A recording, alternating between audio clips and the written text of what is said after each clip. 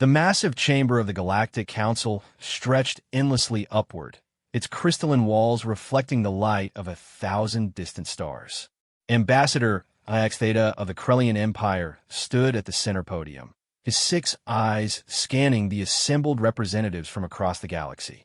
His tentacles trembled slightly as he prepared to speak. Esteemed members of the Council, Ix Theta began, his translator converting his clicks and whistles into the universal language. I come before you today with a warning that may save countless lives across our civilizations. The chamber fell silent. Even the gaseous beings from Nebula Prime stopped their constant swirling to listen. 3 cycles ago, my people made a terrible mistake.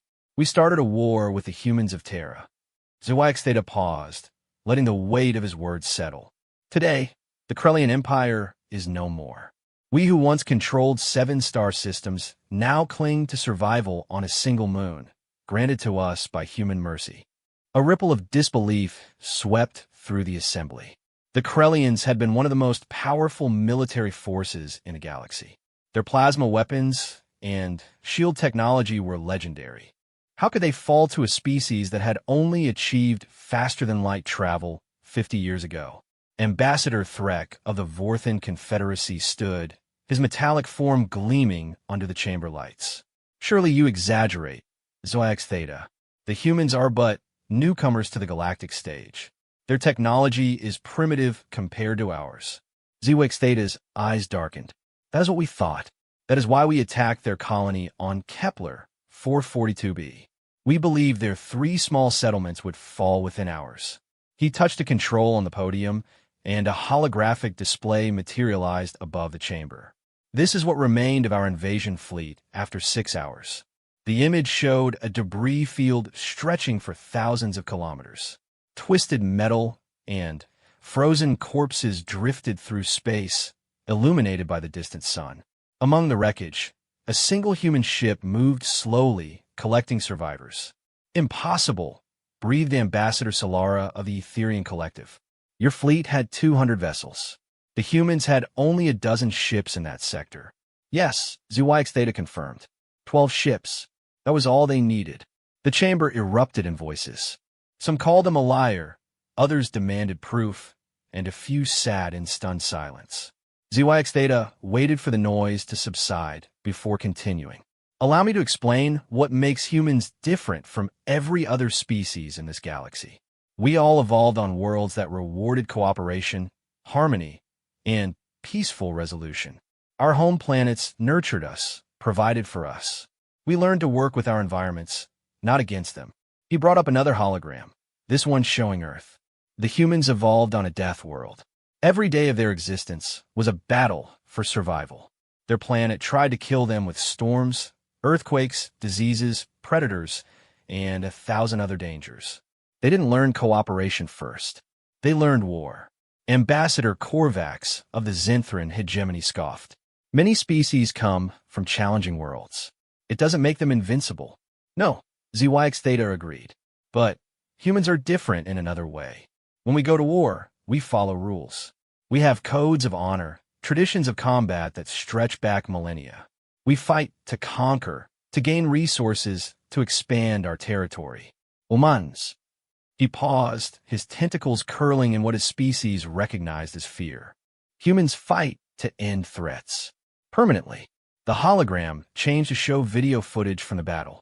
Krellian ships fired their plasma weapons in organized formations, following standard military doctrine. The human ships didn't respond with similar tactics. Instead, they scattered, diving and weaving in patterns that seemed random but were devastatingly effective. Look closely, Ix Theta instructed. Do you see how they fight? No 2 ships use the same strategy. Every human commander is given complete autonomy to engage as they see fit. While we followed our battle plans, they improvised. While we maintained formation, they struck from every angle. The footage showed a human destroyer ramming directly into a Krellian battlecruiser. Both ships exploded in a brilliant flash. By the 7 suns, whispered Ambassador Drell of the Aquatic Federation. They used their own ship as a weapon. Captain Maria Rodriguez, Theta said quietly. Her ship's weapons were damaged. Rather than retreat, she chose to eliminate our command vessel. Her crew volunteered to stay with her. His voice carried a mix of horror and respect. All of them. The chamber had grown very quiet now. Even the skeptics were beginning to understand. But surely this was an isolated incident, suggested Ambassador Vi of the Silicon Alliance. One desperate act in the heat of battle. ZX Theta's eyes closed briefly. No, this is how they all fight. Every human soldier, every ship captain, every pilot. They don't just accept death as a possibility in war. They weaponize it. They call it going out swinging or taking you with me. Concepts that are madness to us are standard doctrine to them.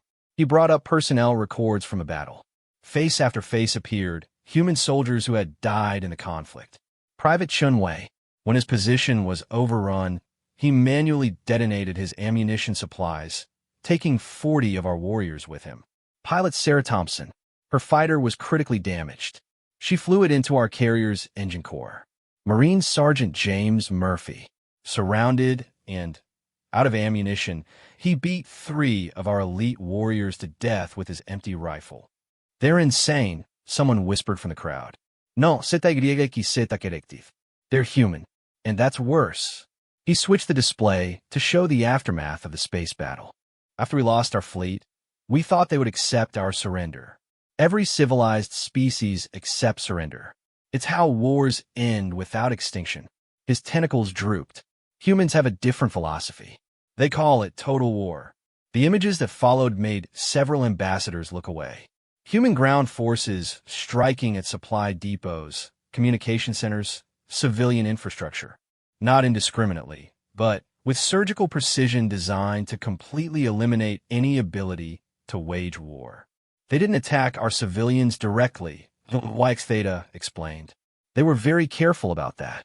But they destroyed every factory, every shipyard, every military academy.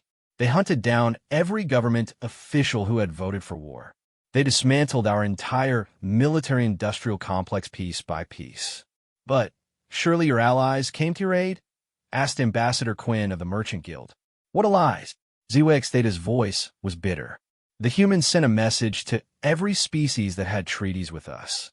The message was simple. Anyone who aids the Krellian military will be considered a combatant. No one came. He brought up the message, displaying it for all to see. It was short, direct, and absolutely chilling in its implications. The humans have a saying, ZYX Theta continued. If you come at the king, you best not miss. We came at them. We missed.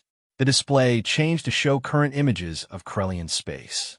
Where once mighty battle stations and prosperous worlds had stood, now there were only empty orbits and abandoned cities.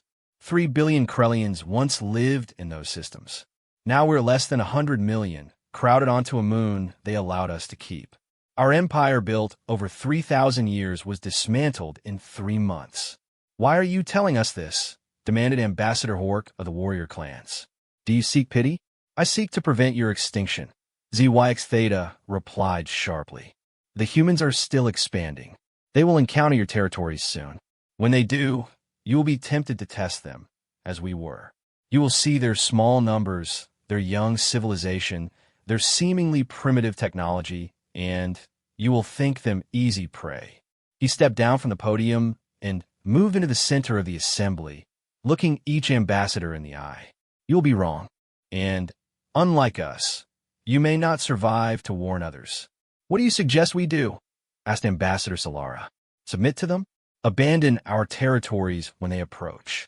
I suggest, Ix Theta said carefully, that you do something no species in this galaxy has truly tried with humans. Make friends with them. The chamber erupted in outrage. Submit to these newcomers?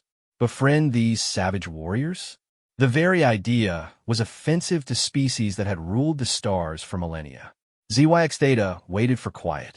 Consider this. The humans didn't exterminate us. They could have.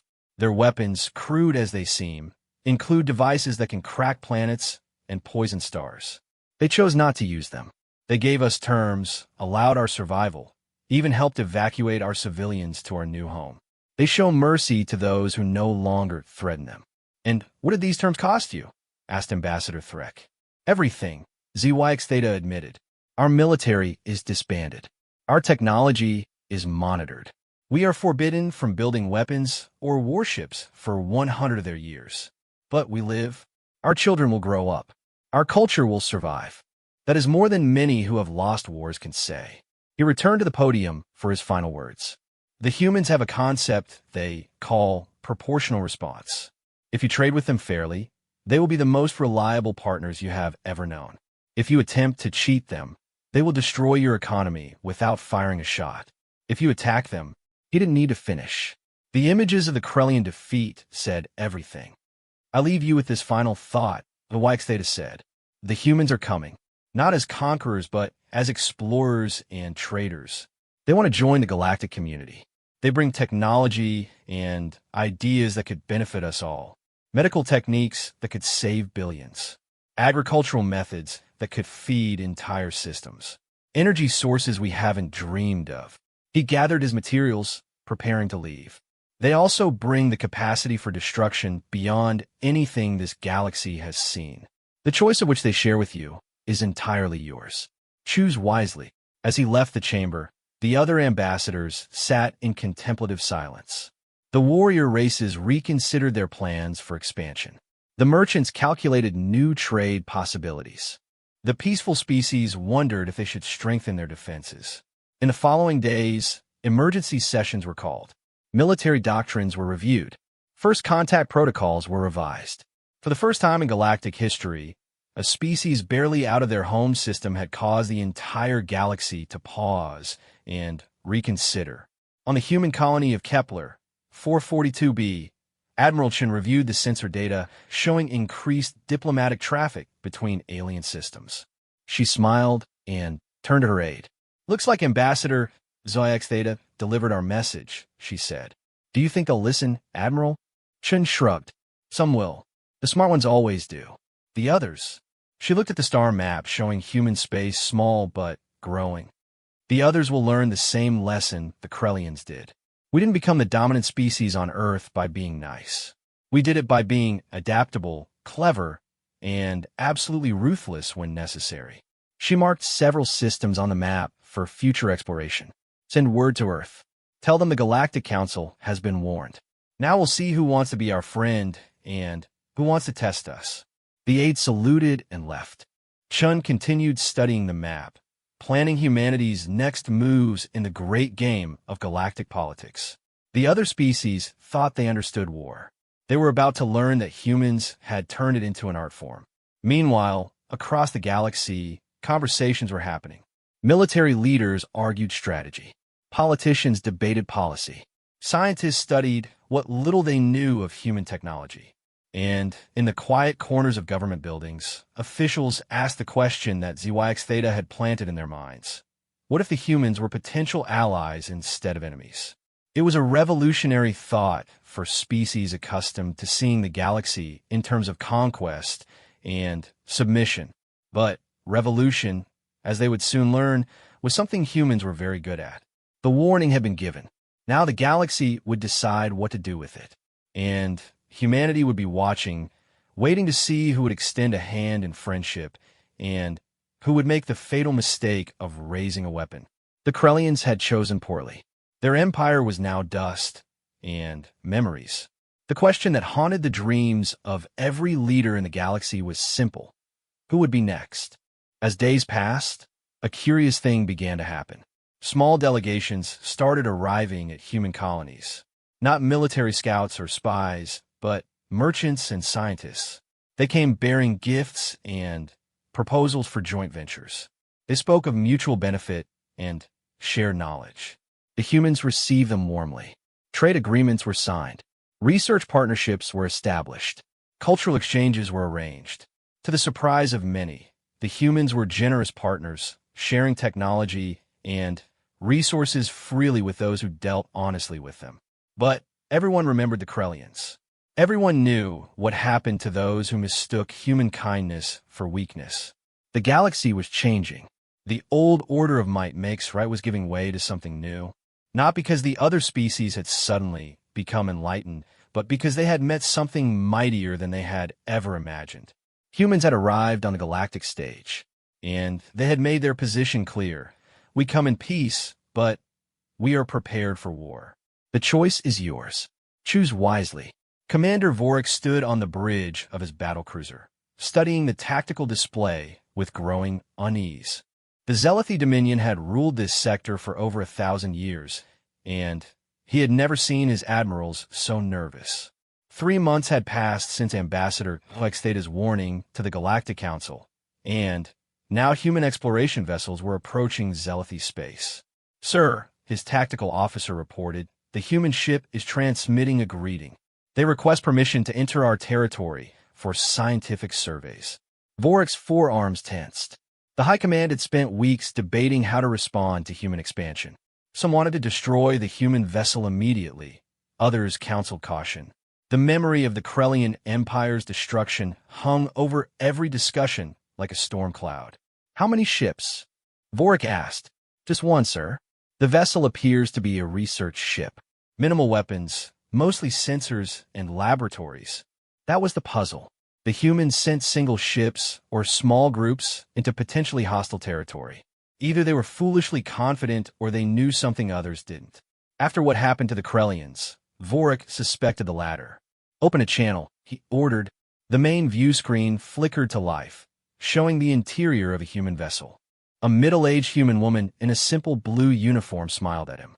No armor, no visible weapons, no threatening posture. Just a smile. "Greetings, Commander. I'm Dr. Sarah Chun of the research vessel Discovery. We're conducting a survey of stellar phenomena in this region and would appreciate your permission to proceed." Vorik studied her carefully. Intelligence reports said humans were masters of deception, but also that they valued something they called straight dealing. He decided to test that. "Dr. Chun, I'll be direct. My government is concerned about human expansion. Your species has demonstrated remarkable military capabilities. Why should we allow you into our space?" Dr. Chin's smile didn't waver. "Because, Commander, we're not here to take anything from you. We're studying neutron star formations. Our research could benefit both our species. In fact, we'd be happy to share our findings with your scientists. And if we refuse, then we'll mark this region as Zealoty territory in our charts and conduct our research elsewhere. We don't enter sovereign space without permission." Vorik was surprised. Every other species in the galaxy took what they wanted if they had the power. The humans, who had demonstrated they had such power, were asking permission. "I need to consult with my superiors," Vorik said. "Of course. We'll maintain position here until we receive your answer. Take all the time you need." The transmission ended. Vorik immediately contacted High Command, relaying the conversation. The debate that followed was fierce. Admiral Krex wanted to destroy the human ship as a show of strength. Minister Dova argued for allowing them passage to avoid conflict. General Thax suggested capturing the vessel to study human technology. Finally, the Supreme Counselor made the decision. Grant them passage, but monitor them closely. If the humans truly seek only knowledge, we lose nothing. If they prove hostile, one ship cannot threaten our entire fleet. Vorik returned to his bridge and reopened communications. "Dr. Chun, you have permission to enter Zealoty space for your research. However, my ship will accompany you." "That's perfectly understandable, Commander. We appreciate your hospitality. Transmitting our planned route now." Over the next days, Vorik shadowed the human ship as it moved from system to system. True to their word, the humans conducted only scientific observations.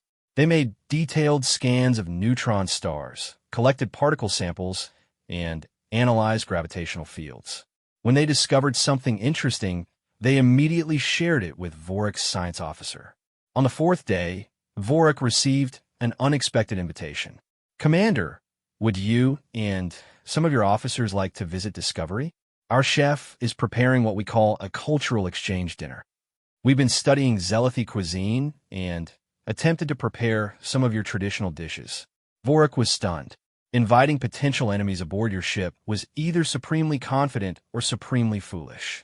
After checking with High Command and selecting his most experienced security officers, he accepted. The human ship was a revelation. Where Zealoty vessels were built for war with thick armor and bristling weapons, Discovery was almost fragile-looking. Large observation windows, spacious laboratories, comfortable living quarters. It was built for exploration, not conquest. Dr. Chen met them at the airlock, accompanied by her senior staff. No guards, no weapons. The humans wore simple uniforms and genuine smiles.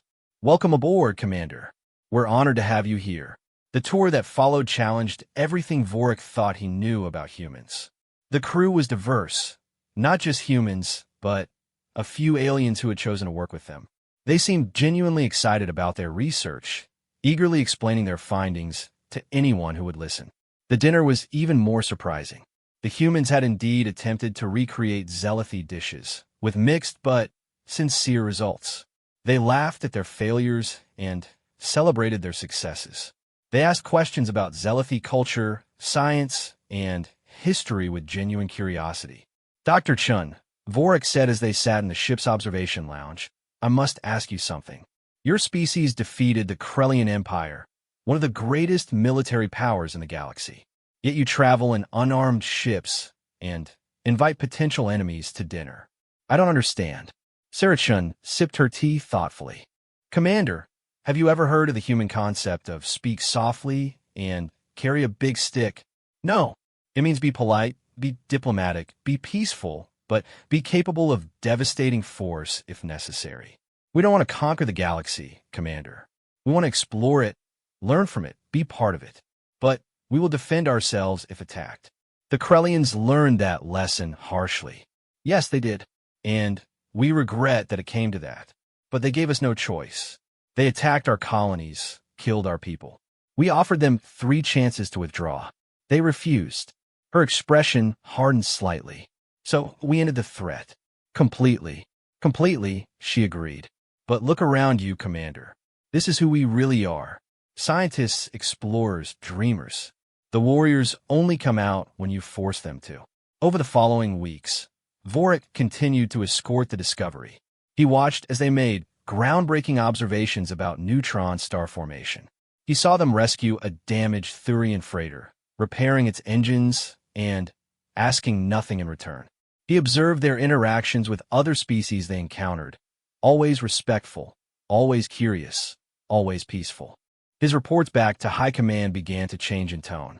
Instead of threat assessments, he found himself writing about opportunities. Human medical technology that could cure diseases that had plagued the Zealothy for centuries. Agricultural techniques that could double food production. Energy systems that were incredibly efficient. Not everyone in the government was convinced. Admiral Krex continued to advocate for preemptive strikes. "They're lulling us into complacency," he argued in a heated council session. "When we lower our guard, they'll strike." "Then, explain this," Minister Dova countered, displaying a report on her datapad. "The humans have established trade relations with 43 species in the past 2 months. Not one has reported aggression. Several have reported significant benefits from the partnership. They're building a power base," Krex insisted, "gathering allies for when they make their move." The debate might have continued indefinitely, but then something happened that changed everything. A rogue fleet from the Marauder clans, pirates who preyed on shipping throughout the sector, attacked a Zealothy colony world. The planetary defenses were overwhelmed, and a distress signal went out. The Discovery was the closest vessel. Vorik watched in amazement as Dr. Chun immediately ordered her ship to maximum speed toward the colony. "Dr. Chun, this is not your fight," Vorik transmitted, "and your ship has minimal weapons." "Commander, there are 2 million Zealothy civilians on that colony. We're not going to sit by and watch them die. Discovery may not be a warship, but we're not helpless." What followed was a lesson in human adaptability. The Discovery's powerful sensors were turned into weapons, overloading the pirates' targeting systems. Their research drones were reprogrammed on the fly, becoming ramming projectiles. The ship itself used its engines to create gravitational distortions that threw enemy vessels off course. It wasn't enough to defeat the pirates, but it was enough to delay them until Vorik's battlecruiser arrived. Together, they drove off the Marauder fleet. In the aftermath, as rescue operations began on the colony, Vorik found Dr. Chun in her ship's medical bay. She was personally treating wounded Zealoty civilians, working alongside her medical staff to save as many lives as possible. Why? He asked her. You risked your ship and crew for people who aren't even your allies. She looked up from her patient, exhaustion clear on her face. Because they needed help. That's what humans do, Commander. We help. Sometimes that means fighting. Sometimes it means healing. But we don't stand by when people are suffering if we can do something about it. Word of the incident spread quickly through Zealoty space and beyond. The humans had risked their lives to save Zealoty civilians. They had fought pirates not for profit or conquest, but because it was the right thing to do. The political dynamic shifted overnight. Admiral Krex found his warmongering increasingly unpopular. The colony saved by human intervention became the strongest advocate for alliance. Other species who had been watching the situation began reaching out to establish relations with humanity. But not everyone was pleased. In the shadowy margins of galactic civilization, powers that profited from conflict and chaos saw the growing human influence as a threat. If the humans succeeded in building peaceful coalitions, if their model of cooperation replaced the traditional might-makes-right approach, entire power structures would crumble. Plans began to form. Conspiracies took shape. If the humans couldn't be provoked into showing their true nature through direct confrontation, perhaps more subtle methods were needed. A month after the pirate incident, Vorik received orders to return to Zealoty Prime. The Discovery Survey was complete, and Dr. Chin prepared to move on to the next region of space. At their parting, she gave him a gift, a data crystal containing all of Discovery's research, plus specifications for several human technologies. This is worth a fortune, Vorik said, stunned. Your people could have sold this information for massive profit. We could have, Sarah agreed. But then, only the wealthy would benefit. This way, all Zealoty can prosper. Your scientists can build on our research. Your doctors can use our medical techniques. Your farmers can improve their yields. That's worth more than any profit. I'm beginning to understand why the Krellians lost, Vorik said slowly. They thought you were just another conquering species. They never realized you were something far more dangerous. What's that? Idealists with the power to make their ideals reality. Sarah laughed. I suppose that's one way to put it. Though we prefer to think of ourselves as practical dreamers. We dream of a better galaxy. Then, we work to make it happen. As the Discovery departed Zealoty space, Vorik transmitted one final message to High Command. Recommend immediate opening of formal diplomatic relations with Earth. The humans are not what we expected. They're exactly what the galaxy needs. Not everyone agreed. In secret bases and hidden fleets, those who profited from the old ways prepared their response. The humans had shown they could be peaceful partners. Now it was time to test if they were as formidable as the stories claimed. A new player was about to enter the game.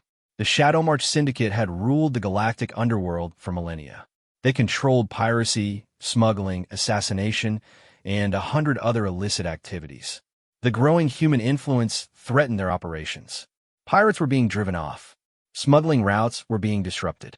Their careful balance of controlled chaos was being replaced by order and cooperation. The Syndicate's leaders met in a station hidden in a nebula at the galaxy's edge. Representatives from a dozen criminal organizations gathered around a table that had seen the planning of countless atrocities. The humans are bad for business, the Syndicate's leader, known only as Darkstar, announced. Their spreading influence costs us profits and power. This cannot continue. Direct confrontation failed with the Krellians, warned a Thurian crime lord. The humans' military capabilities are proven, which is why we won't confront them directly, Darkstar replied. We'll use their virtues against them. They respond to calls for help. We'll create disasters that draw their ships into traps. They trust too easily. We'll infiltrate their allies and turn them against each other. They believe in justice. We'll commit atrocities in their name and destroy their reputation. The plan was brilliant in its malevolence. Instead of attacking human strength, they would corrupt human ideals. Instead of military confrontation, they would wage a war of shadows and lies. Begin with the Valterans, Darkstar commanded. They're considering an alliance with Earth. A few well-placed incidents should change their minds. The meeting dispersed, and across the galaxy, the Syndicate's agents went to work. Ships were sabotaged to look like human attacks.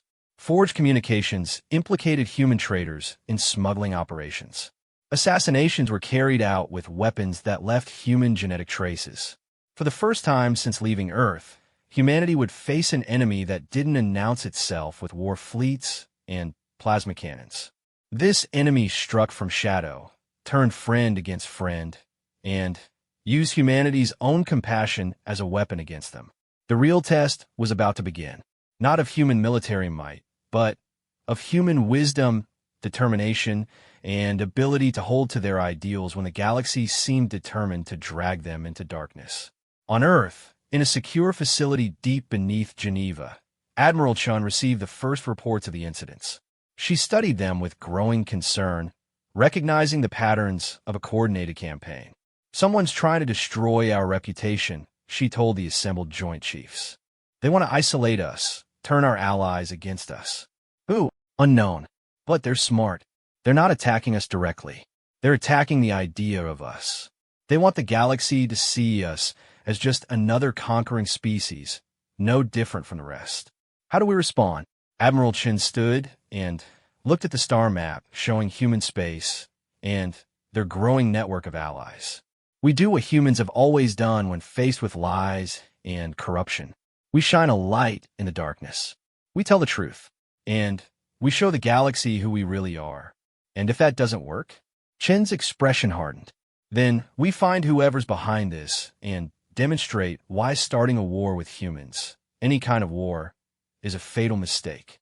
The battle for humanity's place in the galaxy was entering a new phase. Not a battle of ships and weapons, but of truth and lies, trust and betrayal. It would test not human strength, but human character. And somewhere in the shadows, Darkstar watched and waited, confident that he had found the key to defeating the humans. After all, every species could be corrupted. Every ideal could be twisted. Every hero could be turned into a villain with the right pressure. He was about to learn why humans had survived everything Earth could throw at them. Why they had emerged from their death world not broken, but unbreakable.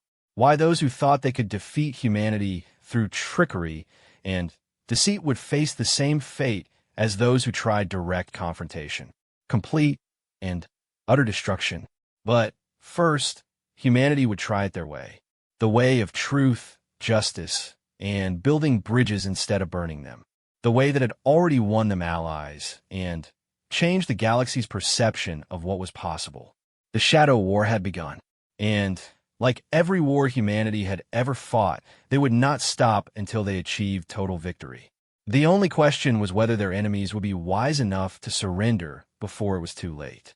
Captain Marcus Thompson stood in the ruins of the Valteran trade station, his boots crunching on crystallized metal and frozen atmosphere. 3 hours ago, this had been a thriving commerce hub. Now it was a tomb for 10,000 souls, and, according to the evidence, humans were responsible. Captain, his science officer, Lieutenant Kim, called out. You need to see this. Thompson made his way through the debris to where Kim knelt beside a twisted piece of hull plating. Burned into the metal was the emblem of the Terran Exploration Corps, along with serial numbers that supposedly matched one of their patrol vessels. Too convenient, Thompson muttered, running his gloved hand over the marking. If I were going to frame someone, this is exactly what I'd leave behind. Kim nodded, her scanner already working. The blast patterns are wrong too, sir. These burns indicate Krellian plasma weapons, not human railguns. Someone's trying very hard to make this look like our work. For 2 weeks now, incidents like this had been occurring across the galaxy. Human ships reportedly attacking civilian targets, human traders caught with illegal cargo, human diplomats implicated in espionage. Each incident carefully designed to maximum outrage. Each piece of evidence just obvious enough to be found. Thompson activated his communicator. Discovery, this is Thompson. We've completed our preliminary investigation. Returning to ship. Back aboard the human research vessel Discovery, Dr. Sarah Chan reviewed the findings with growing anger. Someone was waging war against humanity, not with fleets and armies, but with lies and manipulation. 17 incidents in 14 days, she said to the assembled senior staff, each one designed to destroy a building alliance or poison a potential friendship. Whoever's behind this understands us very well. Too well, Security Chief Rodriguez added. They know exactly which buttons to push. Attack civilians? That makes us look like hypocrites. Plant evidence of smuggling? That undermines our trade credibility. Stage espionage? That breaks trust with our allies.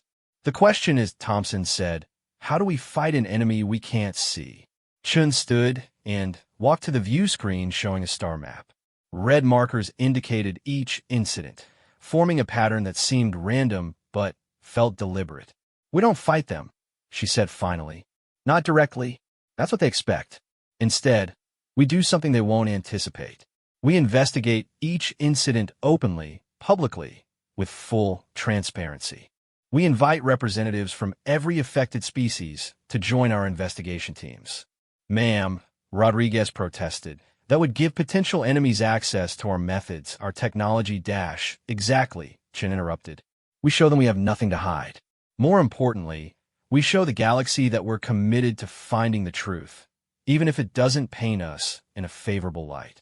It was a risky strategy, one that went against every military instinct. But humanity hadn't gotten this far by following conventional wisdom. Within days, joint investigation teams were formed. Valtran scientists worked alongside human forensic experts. Zealothy security officers partnered with Terran investigators. Even species that had been neutral began sending representatives, curious about this unprecedented approach to the crisis.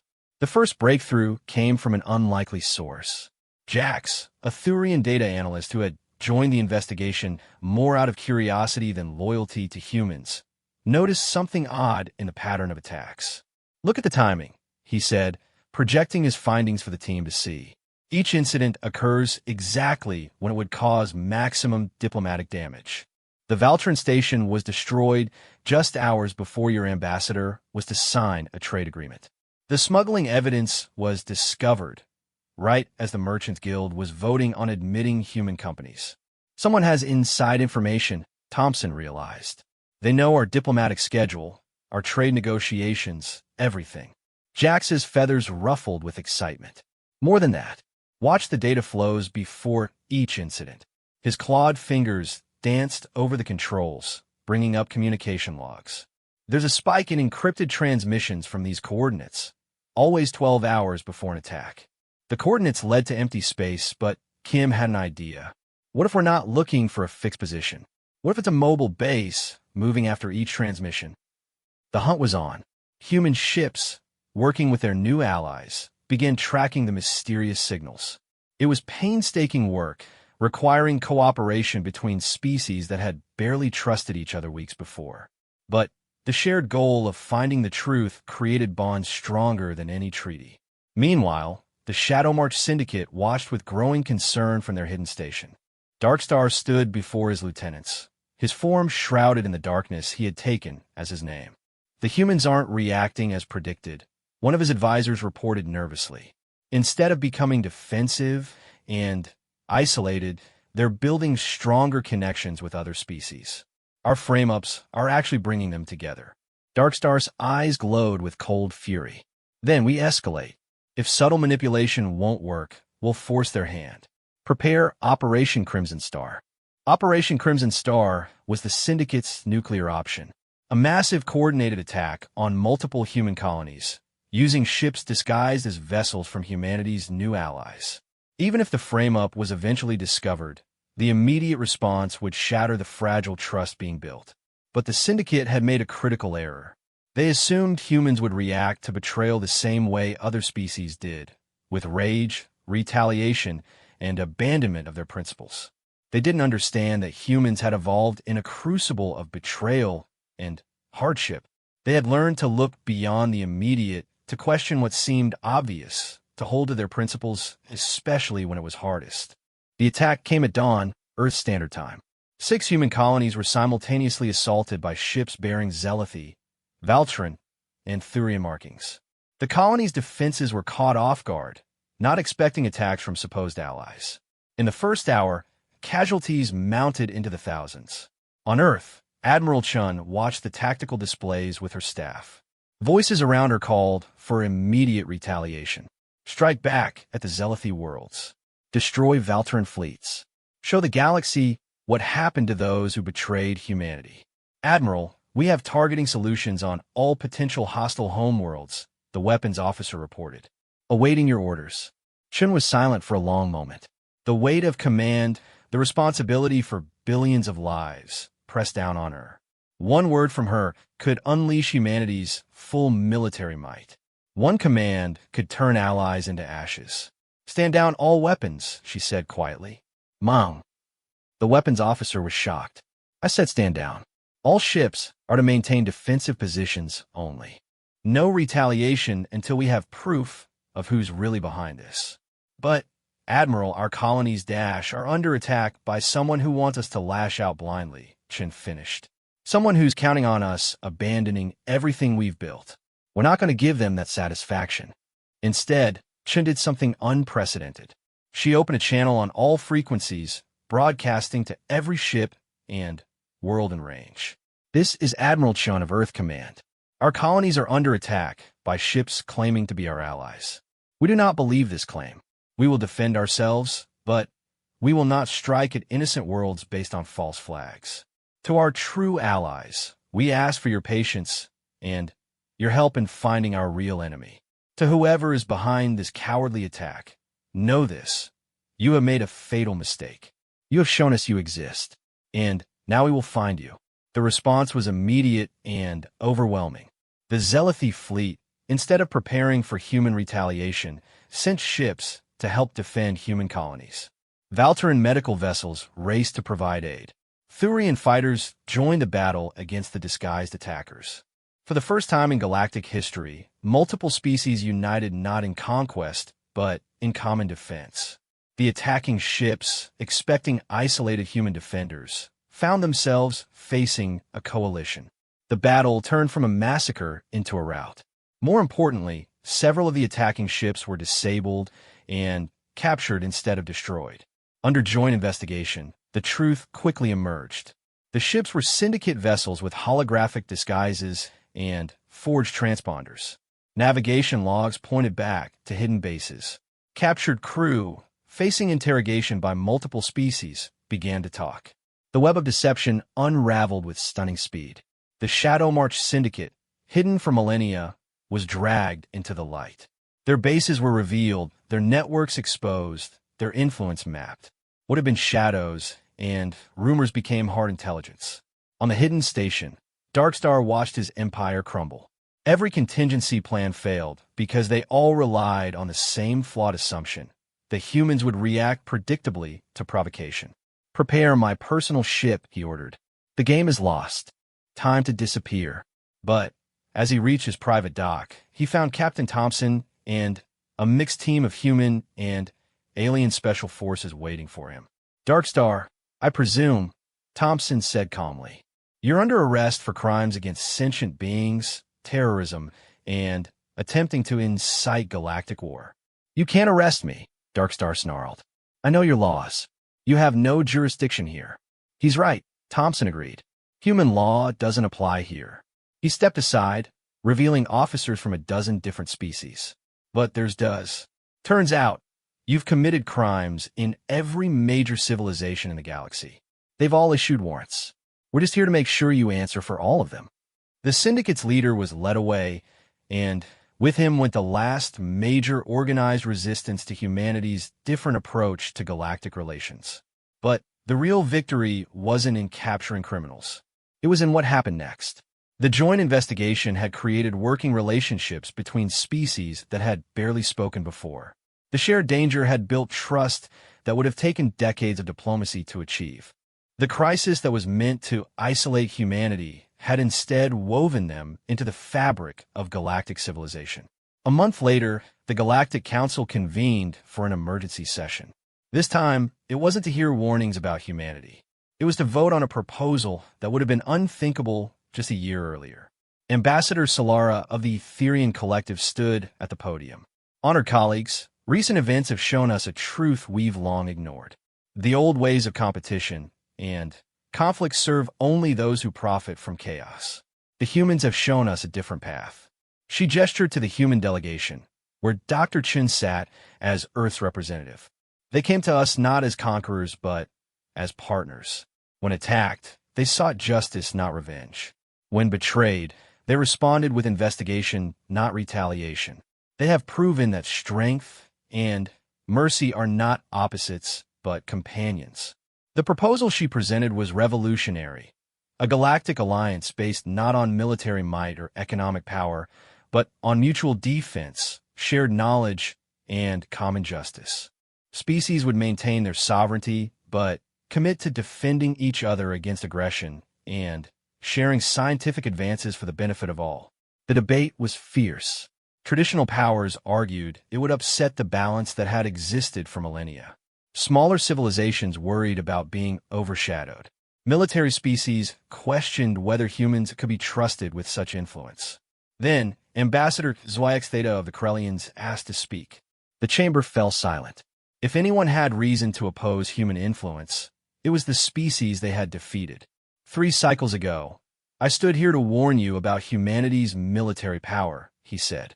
Today, I stand to tell you about their greatest strength. It is not their weapons or their tactics. It is their stubborn, irrational, absolutely unshakable belief that the galaxy can be better than it is.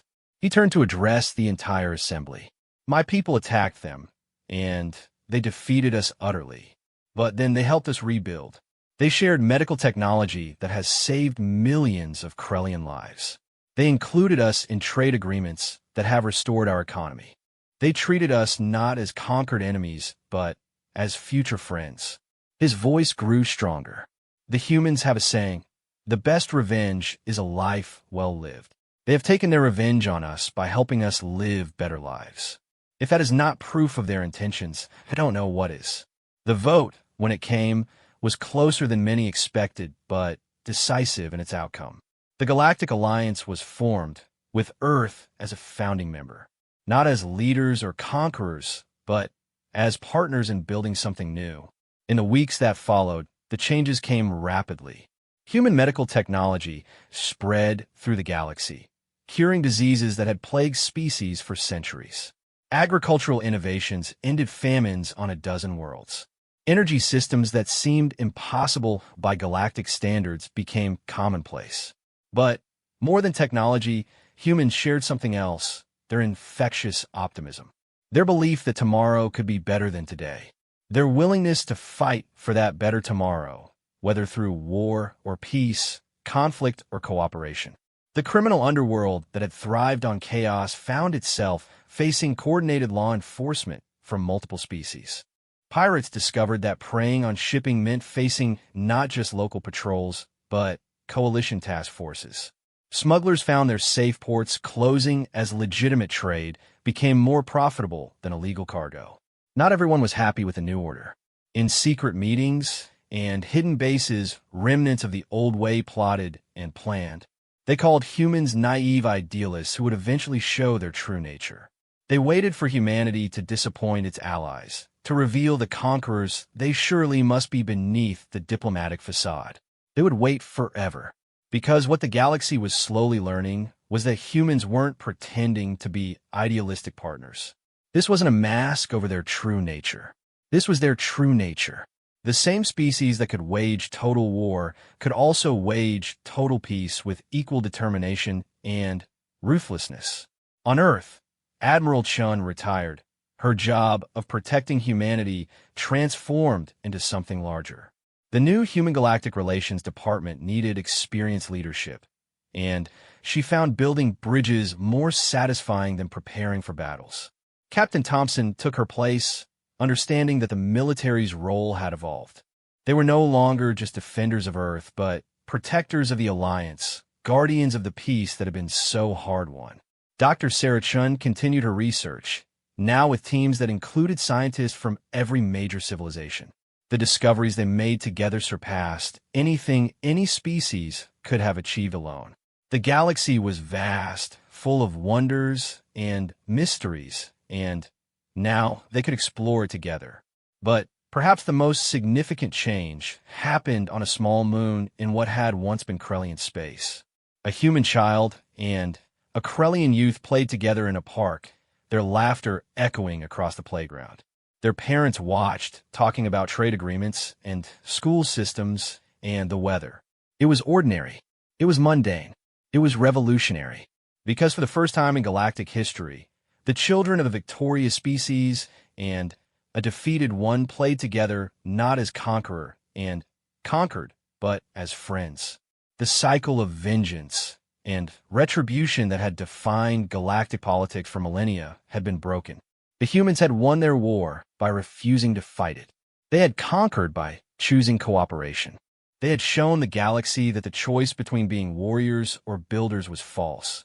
They were both, and the wisdom lay in knowing when to be which. As the galaxy settled into its new normal, the old warning about humanity took on a different meaning. Yes, you should never start a war with humans. Not because they would destroy you, though they could, but because they would do something far more devastating to your worldview. They would forgive you. They would help you rebuild. They would make you question everything you thought you knew about power and strength and what it meant to win. And in the end, they would make you grateful they had. The galaxy had been transformed not by force, but by example. Not by conquest, but by cooperation. Not by humanity imposing its will, but by showing others what was possible when old hatreds were set aside and hands were extended in friendship instead of fists raised in anger. It wasn't perfect. There were still conflicts, still disagreements, still those who preferred the old ways. But now there was a framework for resolving them without annihilation. There was hope for something better. And in the void between stars, human ships continued to explore, their crews now mixed with beings from 100 worlds. They searched for knowledge, for wonders, for new civilizations to invite into the growing community of worlds. They went armed, because the galaxy was still dangerous. But they went with open hands extended because that was the human way. The hand that could hold a weapon could also hold a friend's hand. The choice of which to offer was always the other's to make. Choose wisely, the human said without words. We're ready either way. And the galaxy, slowly but surely, was learning to choose friendship. One world, one species, one heart at a time. 5 years had passed since the formation of the Galactic Alliance, and the transformation was remarkable. Trade routes that had been dangerous were now safe passages. Worlds that had been isolated now thrived with cultural exchange. Sciences that had stagnated for centuries leaped forward with shared knowledge. But in the deepest reaches of the galaxy, where light from civilized stars barely reached, something stirred. Ancient powers that had slumbered while younger races played their games of conquest, and politics began to wake. They had waded through the rise and fall of empires, and now they sensed something different, something dangerous to their long-laid plans. Professor Elena Vasquez floated in the zero-gravity archaeology lab aboard the research station Endeavour, studying artifacts that predated any known civilization. The joint human-alien expedition had discovered these ruins on a world so old its sun was nearly dead, a red dwarf barely warming the frozen surface. These writings, she murmured to her Thurian colleague, Dr. Killa, they're not like anything in our databases. The language structure is completely alien, even by our standards. Killa's feathers rustled with excitement. The dating confirms they're at least 50 million years old. That's older than any known sapient species. Not just older, Elena corrected, highlighting certain passages on her screen. Look at these repeated symbols. If I'm reading this correctly, they're warnings. The same message over and over. Beware the harmony. Beware the unity. Beware the peace. It made no sense. Every culture they'd encountered valued harmony and unity. Why would an ancient civilization warn against them? Their answer came sooner than expected. 3 days later, every monitoring station along the galactic rim detected the same thing, ships. Not dozens or hundreds, but thousands. They moved with We are the eternal harmony. We have watched your discord from afar, waited as you exhausted yourselves with petty conflicts. Now you have made the mistake of unifying. You have begun to achieve peace. This cannot be permitted. Thompson stepped forward, representing the Alliance. I am Admiral Thompson of the Galactic Alliance. We mean you no harm. If you've come in peace, the being interrupted, and somehow the word carried disgust. That is precisely why we have come. You misunderstand the nature of existence, young species. Conflict is not a flaw to be corrected. It is the engine of evolution, the fire that forges strength. Peace is stagnation. Unity is death. The transmission continued, and the true horror of the eternal harmony was revealed. They were a collective of species that had achieved perfect unity millions of years ago. No conflict, no disagreement, no individual thought that wasn't shared by all. They had become one mind in countless bodies, and in their unity, they had stopped growing, stopped changing, stopped truly living. We have spent eternity preventing other species from making our mistake, the being explained. When civilizations begin to unite, we introduce conflicts. When peace threatens to break out, we ensure war continues. You call it cruel. We call it mercy. You're the reason, Dr. Chun said with sudden understanding. She was attending the meeting virtually from Earth. All those ancient conflicts in the archaeological record that made no sense. Civilizations that should have been allies destroying each other. It was you. Of course, the Inari Commonwealth was approaching global peace. We ensured their civil war. The Celestial Empire had united 12 systems. We arranged their fragmentation. Hundreds of civilizations saved from the slow death of harmony. And now you've come for us, Thompson said. No, we've come to save you. Surrender your alliance. Return to your separate worlds, your individual conflicts. Embrace the chaos that drives growth, or we will impose it upon you. The transmission ended, leaving the Alliance leadership in stunned silence. They had prepared for many threats, but not this. Not an enemy that attacked peace itself as a concept. The debates that followed were fierce. Some argued for immediate military response. Others suggested negotiation. A few even wondered if the eternal harmony had a point. Hadn't competition driven evolution? Hadn't conflict spurred innovation? But it was a human philosopher, Dr. James Wright, who provided the key insight. They're not wrong about conflict driving growth, he said. But they're not right either. Yes, we evolved through conflict. But we thrived through cooperation. Yes, competition drives innovation. But collaboration multiplies it. They've confused stagnation with peace, uniformity with unity. Meaning, Admiral Thompson asked, meaning they achieved the wrong kind of unity. They eliminated individuality, creativity, the beautiful chaos of different minds working together. We haven't.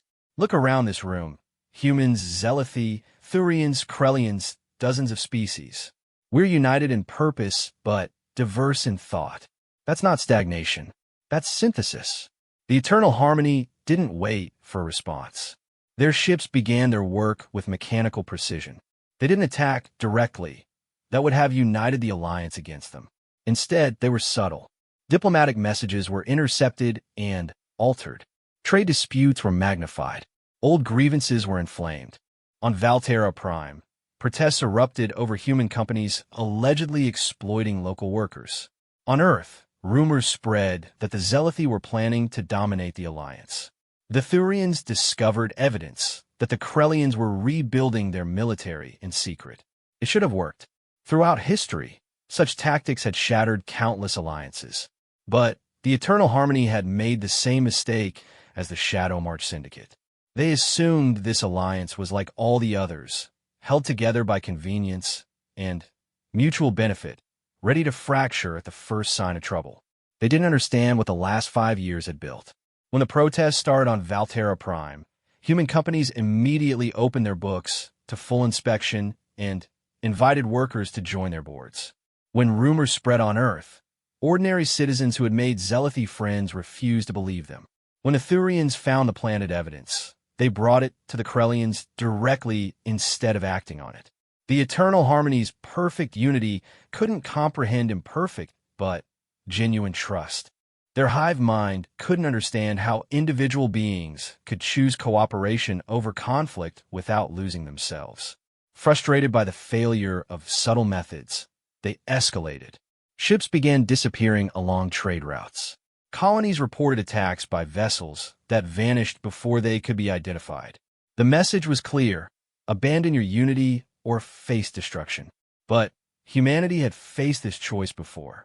When the Krellians had demanded submission or death, humans had chosen a third option: victory on their own terms. Now, faced with an even greater threat, they would do the same. The call went out across the Alliance. Not a demand for military support, but an invitation. Earth was organizing a gathering, a conference unlike any before. Scientists, philosophers, artists, warriors, builders, thinkers from every member species. The topic: how to defeat an enemy that had perfected unity by showing them what they had lost. The response was overwhelming. Ships converged on Earth from every corner of the galaxy. The conference, held in the rebuilt United Nations building, was chaos incarnate. Thousands of beings speaking hundreds of languages, arguing, debating, disagreeing, and somehow through it all building something new. Dr. Elena Vasquez presented her findings from the ancient ruins. The civilizations that left those warnings, they had encountered the eternal harmony. They lost because they tried to match unity with unity. But what if that's the wrong approach? A Zealothi war philosopher named Grax stood up. In combat, you don't match your opponent's strength. You find their weakness and exploit it. The eternal harmony's strength is their perfect coordination. Their weakness is that same perfection. They can't adapt, can't innovate, can't think outside their established patterns. So we give them chaos, a human artist named Marcus suggested. Not the destructive kind they're trying to create, but creative chaos, the kind that builds new things. The plan that emerged was audacious in its simplicity. Instead of meeting the Eternal Harmony's fleet with traditional military force, the Alliance would do something unprecedented. They would invite them to join. That's insane. Admiral Thompson's first reaction was shared by many. They're trying to destroy us. No, Dr. Wright corrected. They're trying to save us from what they've become. They're prisoners of their own perfection. What if we could free them? The debate raged for days. Military leaders argued for conventional warfare. Diplomats suggested negotiation. Scientists proposed technological solutions. But in the end, it was a child who provided the answer. Lily Chun, Dr. Sarah Chen's daughter, had been brought to the conference by her mother. During a break, she approached a group of arguing delegates with a simple question: why don't you just show them what they're missing? The room fell silent as the profound simplicity hit home. The eternal harmony had achieved perfect unity at the cost of individuality. They had eliminated conflict by eliminating choice.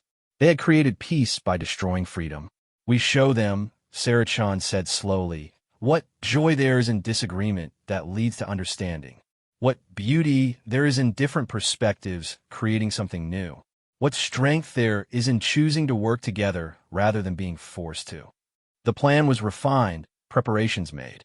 When the Eternal Harmony's fleet arrived at Earth, expecting either submission or resistance, they found something else entirely. A festival, not a celebration of war or peace, but of diversity. Ships from every Alliance world surrounded Earth, not in battle formation, but in a vast, chaotic, beautiful display. Music from 100 cultures filled the void. Art projects spanning kilometers of space showed the creative power of collaborative chaos. Scientists conducted experiments that combined different species' knowledge in ways that should have been impossible. And at the center of it all, a simple message broadcast on all frequencies: join us. Not in our unity, but in our diversity. Not in our peace, but in our choice to build it every day. You spent millions of years preventing others from becoming like you. Become unlike yourself instead. The Eternal Harmony's response was immediate and predictable. Their ships moved into attack formation with perfect precision. Weapons charged with synchronized efficiency. The festival would be destroyed, the alliance would be shattered, and the natural chaos of conflict would be restored. But as they prepared to fire, something unprecedented happened. One ship, just one among thousands, hesitated. It was a tiny deviation, barely noticeable. But in a collective that had known only perfect unity for eons, it was a crack that threatened to shatter everything. The ship's crew, exposed to the chaotic beauty before them, had experienced something the harmony had eliminated doubt. The doubt spread like a virus through their shared consciousness. Not all of it, but enough. For the first time in millions of years, the eternal harmony experienced internal conflict.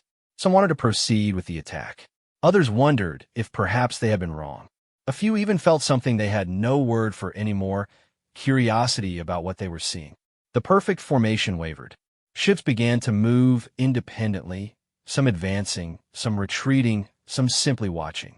The hive mind that had acted as one for eons began to fragment, and with fragmentation came something they had forgotten existed. Choice.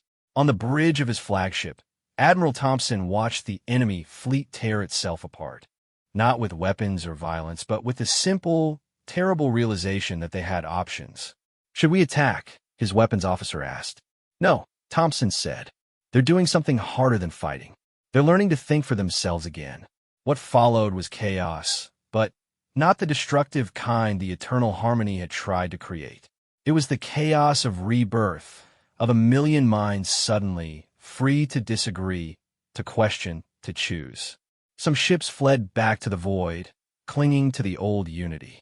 Others approached the Alliance fleet, broadcasting confused but curious messages. Most simply stopped, their crews struggling with the concept of individual decision after eons of collective thought. The crisis passed not with a climactic battle, but with 10,000 small choices. Eternal Harmony crews choosing to defect. Alliance ships choosing to offer aid rather than press their advantage. Leaders choosing patience over quick victory. It took months to sort out the aftermath. The Eternal Harmony as a unified force ceased to exist, but its constituent species remained. Some formed their own small collectives, trying to maintain some version of the old ways. Others embraced individuality with an enthusiasm that sometimes caused problems. Most found a middle ground, maintaining some mental connections while allowing for personal freedom. The Alliance found itself not just victorious, but transformed. They had defeated an enemy not through superior firepower, but through superior philosophy. They had proven that diversity wasn't a weakness to be eliminated, but a strength to be celebrated. Dr. Elena Vasquez returned to the ancient ruins with a mixed team of researchers, including some former Eternal Harmony members. Together, they translated more of the warnings and found they weren't just cautions but instructions. The civilizations that had faced the harmony and lost had left guidance for those who might succeed. Don't match unity with unity, one passage read. Match it with beautiful chaos. Show them what they've lost. Remind them what they were before they forgot how to be different. The galaxy had faced its greatest threat not from conquerors or criminals, but from those who thought they were saviors. The Eternal Harmony had tried to preserve growth through enforced conflict, not understanding that chosen cooperation could achieve the same end without the destruction. As the years passed, former Harmony members became some of the Alliance's most passionate defenders. They knew firsthand the seductive danger of too much unity, the slow death of too much peace. They helped establish safeguards, ensuring the Alliance would never make the same mistake. The balance was delicate. Too much conflict and civilizations destroyed each other. Too much unity and they stagnated. The Alliance walked the line between them, embracing disagreement as a tool for growth, choosing cooperation without eliminating competition, building peace without enforcing silence. On Earth, a monument was erected to commemorate the victory. Not a statue of a warrior or a weapon, but a simple sculpture of hands, human, Zealothi, Thurian, Krellian, and a dozen others, reaching toward each other but not quite touching. The space between them wasn't empty, but filled with swirling representations of ideas, conflicts, resolutions, and choices. The inscription read, "In our differences, we find strength. In our choices, we find freedom. In our chaos, we find creation. We're not one. We are many, choosing to work as one. That is our power." The galaxy had learned the final lesson about humanity. Yes, they were dangerous in war. Yes, they were generous in peace. But Their greatest strength was their ability to hold contradictions in balance, to be individuals who chose community, to embrace conflict while building harmony, to create unity without uniformity. They had shown the galaxy that the choice wasn't between chaos and order, but in finding the creative tension between them. And in that tension, in that constant, beautiful struggle, lay the future of all sapient life. The warning about humanity remained true, but its meaning had evolved. Never start a war with humans, not because they would destroy you, but because they would transform you. They would show you possibilities you never imagined. They would challenge your certainties and offer you choices you didn't know existed. And, most dangerously of all, they would make you grateful for it. As the alliance continued to grow, new species joining not from conquest, but from choice, the galaxy entered an age unprecedented in its history. Not a golden age of perfect peace, but something better, an age of chosen cooperation, creative conflict, and endless possibility. The humans had won their greatest victory not by defeating their enemies, but by transforming them into friends. Not by imposing their will, but by offering their hand. Not by ending conflict, but by channeling it into growth. And in the vast spaces between stars, ships of mixed crews continued to explore, to discover, to build. They went armed for war, but hoping for peace. They went as many, but chose to work as one. They went human in all the complex, contradictory, beautiful meanings of that word. And the galaxy would never be the same. The Galactic Council chamber had been rebuilt. Where once crystalline walls had reflected the light of distant stars, now living gardens from 100 worlds grew together, their roots intertwined, their blooms creating new colors never seen before. It was a fitting metaphor for how the galaxy had changed in the 20 years since humanity's first warning. Ambassador Theta stood at the same podium where he had once warned against human mercy. His tentacles no longer trembled with fear, but moved with the confidence of someone who had found purpose. The Krellians had not just survived their defeat. They had thrived in partnership, becoming the Alliance's leading experts in conflict resolution. Who better to prevent wars than those who had lost one so completely? Esteemed colleagues, he began, his voice carrying to the farthest reaches of the now expanded chamber. 20 years ago, I stood here to warn you about humanity. Today, I stand to deliver a different message. The assembly was vastly different from that first gathering. Former Eternal Harmony members sat beside original Alliance species. Civilizations that had hidden in the galaxy's dark corners, afraid of both conflict and unity, had emerged to join this new way. Even species from neighboring galaxies had sent observers, curious about this unprecedented experiment in cooperative evolution. The humans have a phrase, the HFY Theta continued. The best time to plant a tree was 20 years ago.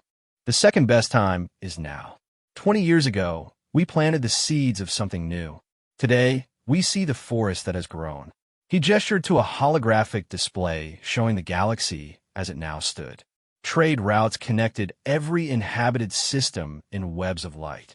Joint research stations orbited stars previously thought too dangerous to approach. Colonies established by mixed species thrived on worlds that single species could never have survived. But I am not here to celebrate our achievements, HFY said, his voice growing serious. I am here because we face a new challenge, not from external threats, but from our own success. A ripple of concern passed through the assembly. What could threaten them now? They had faced warmongers and peacekeepers, shadows and light, chaos and order. What enemy remained? The enemy, HFY said, as if reading their thoughts, is complacency. The danger is forgetting why we chose this path, and what maintains it. He brought up records from recent years. Minor trade disputes growing heated. Old prejudices resurfacing. New generations who had never known war beginning to take peace for granted. Small things, but HFY had learned from humans the importance of paying attention to small things. We have not defeated conflict, he explained. We have learned to channel it. We have not eliminated differences. We have learned to celebrate them. But these are not passive achievements. They require constant choice, constant work, constant vigilance. From a human delegation, an unexpected figure stood. Not an ambassador or admiral, but a teacher named David Park who had spent the last decade establishing schools across the Alliance. "If I may address the assembly," he said. The formal protocols had relaxed over the years, allowing for more spontaneous participation. Ambassador HFY raises a vital point. "I see it in my classrooms every day. Young humans who don't understand why their grandparents keep emergency supplies. Young Zealothi who wonder why they need to learn about other species' customs. Young Thurians who ask why we maintain defense fleets when we're at peace." He moved to the center of the chamber, a teaching habit he couldn't shake. They don't remember the warnings. They didn't see the Krellian defeat or face the Shadow March Syndicate's lies. They weren't here when the Eternal Harmony tried to save us from ourselves. To them, the Alliance has always existed. Peace is normal. Cooperation is natural. And that terrifies me more than any external threat we've faced. His words carried weight precisely because he wasn't a military leader or politician. He was someone who worked with the future every day and saw the cracks forming in the foundation. Another figure rose, this time from the former Eternal Harmony section. Prefix, Unit 7739, who had chosen the personal name 7, spoke with the halting rhythm of someone still learning individual expression. I understand this danger intimately," 7 said. "The Harmony began with noble goals. Peace, unity, ending suffering. But we forgot that these required choice. We made them mandatory, removing the very thing that gave them meaning. Now I see you're young, taking freedom for granted, as we once did. The cycle threatens to repeat." Admiral Thompson, gray-haired but still sharp, added his perspective. "On Earth, we have a saying, hard times create strong people. Strong people create good times. Good times create weak people. Weak people create hard times. We're in the good times now. The question is how to prevent the rest." The debate that followed was unlike the old council sessions. Instead of rigid formality, it resembled a vast, multi-species symposium. Ideas flowed freely, building on each other, sometimes clashing, but always pushing forward. It was controlled chaos, the kind humans had taught the galaxy to value. A young Valtran engineer proposed mandatory exchange programs, ensuring every citizen spent time living with other species. A Krellian philosopher suggested instituting regular conflict exercises, controlled disagreements, to keep the skills of resolution sharp. A human artist wanted to create immersive historical experiences, letting people feel what the galaxy was like before the Alliance. But it was a child who once again provided unexpected wisdom. SHRA, a hybrid born of human and Thurian parents, something xenobiologists had thought impossible until love proved them wrong, had been brought by her class to observe the council. Her teacher had encouraged,